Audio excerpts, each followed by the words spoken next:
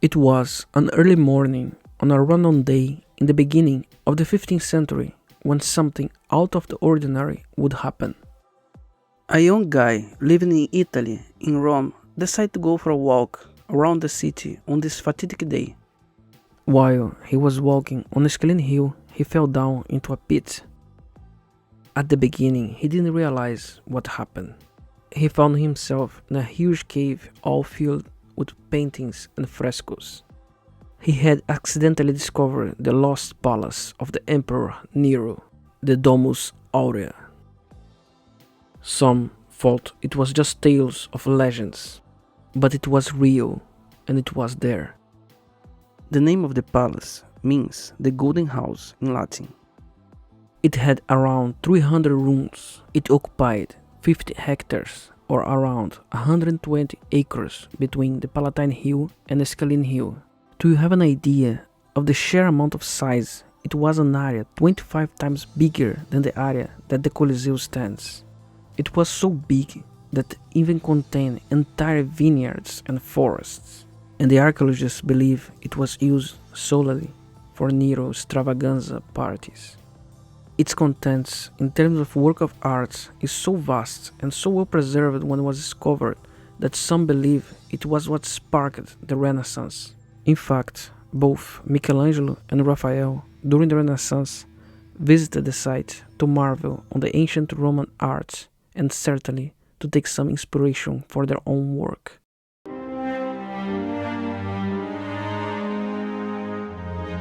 The entrance of the Golden Palace is located on the Oppian Hill, one of the 7 hills of Rome. The palace was constructed between 65 AD and 68 AD. During its construction, some people accused the Emperor Nero of putting fire on the city of Rome in order to open room for his palace. But the construction started before the Great Fire of Rome, with a palace called Domus Aurea, which was linked to existing buildings on Palatine Hill. Yet it's true that with the fire, the initial construction plans of the Domus Aurea have greatly expanded. There is there an existing famous area called the Garden of Messines. The gardens were among the most important villas in Rome, showing how much importance was given to the project. It were connected to the main project together with several properties on Scalene Hill and other neighboring hills. To the territory covered by the project, he also added Chelina and Open Hills and the valley in between them, and the famous Palatine Hill was also included. In this whole area, it were created porticos, pavilions, baths and fountains. And at the center, a big artificial lake was made. And on the side of the lake, a colossal statue of the Emperor Nero, based on the Colossus of Rhodes, one of the famous 7 wonders of the world. The statue will be known as the Colosseum.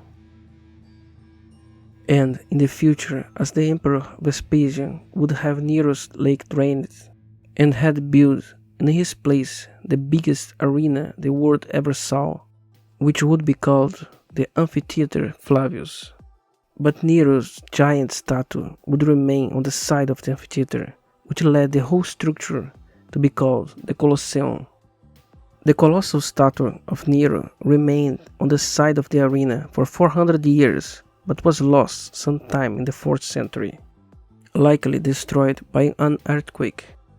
At the east end of the forum is the construction which stood the colossal bronze statue of Nero. Not much has survived of the facade of the palace. Nero's successors wanted to erase the memory of his ruling and him as an emperor. Because of this, a big portion of the exterior of the building was repurposed, removed, or destroyed. The best preserved part of the complex is the west wing, which can give you a good idea of how magnificent the palace was. There were 2 floors with around 200 to 300 rooms, with ceilings up to 11 meters high or around 36 feet high. Large areas of the ground floor were dedicated mainly to the banquet rooms. The layout created a labyrinth of rooms in all shapes and sizes, decorated with extraordinary wall paintings. For example, the west wing had a rectangular courtyard surrounded by not less than 50 banquet rooms. Also, there was a sizable pentagonal courtyard decorated with glass mosaics which branched off into 15 separate rooms.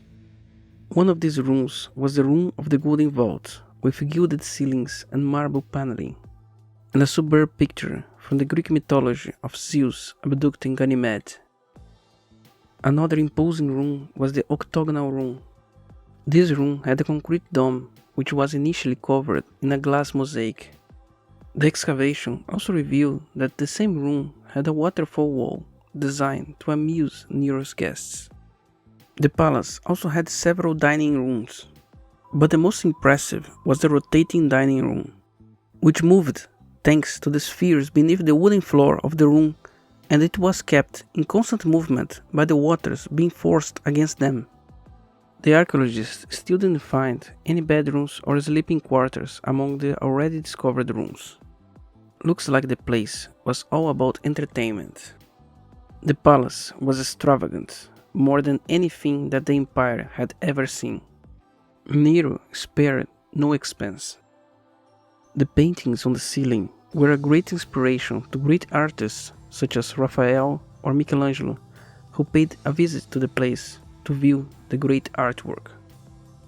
And as it was said, it is in part responsible for the creation of this style of art who gave birth to the Renaissance. The Roman world is so important to history in general, and yet so much of it is lost to the sands of time. But still, every year discoveries are made which enlighten us even more about the Roman past. If you want to know more about everything we lost with the fall of the Roman Empire, history, stories of the past, and new discoveries, subscribe to our channel and spread the message. How much more people know about what we lost from the ancient world, more we are close to recovering it. Tibi Gratias ago pro vigilabo.